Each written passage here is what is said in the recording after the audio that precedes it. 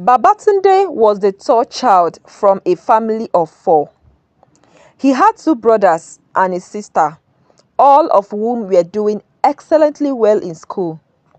While his siblings brought home good results at the end of every term, Babatunde struggled with his academics. No matter how hard he tried, he just couldn't understand what was being taught in class. He's either the last in his class or second to the last. His parents thought he would outgrow it with time, but it continued. They became very frustrated. They yelled at him always, comparing him with his siblings, and their disappointment hung heavy in the air. Babatunde repeated class 3 times. His younger brother even finished primary school before him. His parents already had given up hope. Their eyes clouded with disappointment all the time. They no longer paid attention to his academics in order not to be disappointed. They left him to navigate the storm alone. When he entered secondary school, things got worse. Some of his teachers referred to him as the dullest student in class, and his classmates sometimes mocked him as well. Babatunde felt like a ghost, invisible and lost in a world that seemed to move on without him. Mrs. Tosin was a brilliant and dedicated teacher who noticed Babatunde's struggles. Unlike others, she saw potential where others saw failure. She then took it upon herself to help him. After school, she stays an extra hour to teach Babatunde, offering extra lessons. She also invites him to her home on weekends to study. One day, she said to him, her voice warm and encouraging, "Babatunde, you can do this if you put your mind to it. Just do as I say and follow my lead."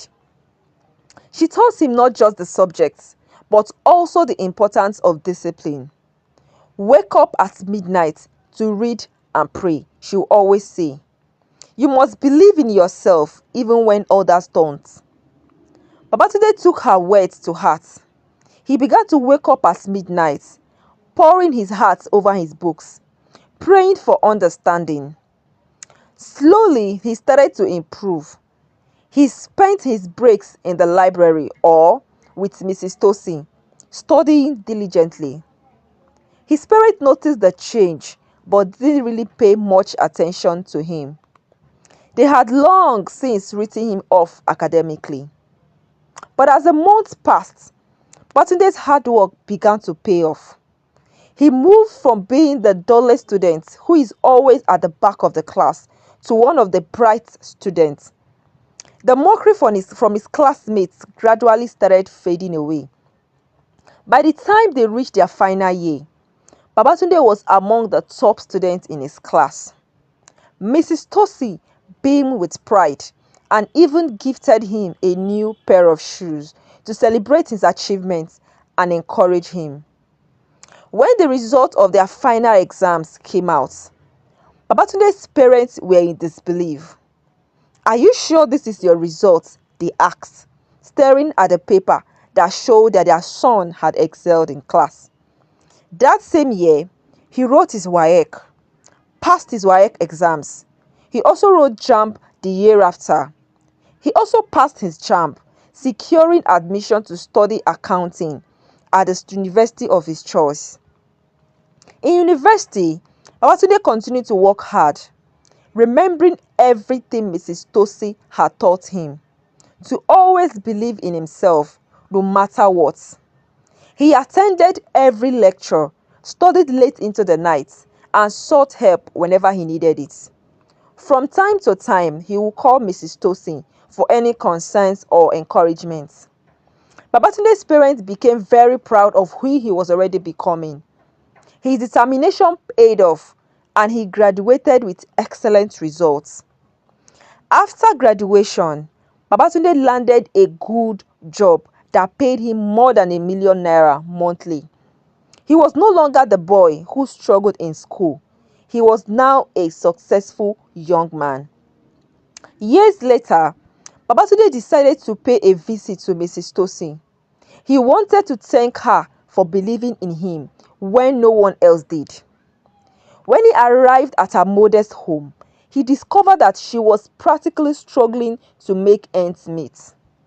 With a heart full of gratitude, Babatunde presented her with a house. "This is for you, Mrs. Tosin. You changed my life. You believed so much in me even when I couldn't believe in myself," he said, with tears in his eyes. "I know this cannot be enough to pay for all you did for me, but please take this from me for now." Babatunde also started a small business for her, ensuring she would never have to struggle again. He also helped Ayo, Mrs. Tosin's second son, to secure a good paying job in a reputable company. As Babatunde's success grew, so did his relationship with his parents. They began to see him differently, and he became their favorite son. But despite their newfound admiration, Babatunde remained humble. He knew that his true gratitude belonged to God and to Mrs. Tosin, the teacher who had seen his potential when no one else could. In the end, Babatunde's journey was not just about academic success. It was a testament to the power of belief, perseverance, hard work, and the impact one person can have on another's life. Now we have come to the end of another beautiful story. I hope you enjoyed it. Thank you so much for watching. Please don't forget to subscribe and like. See you next time.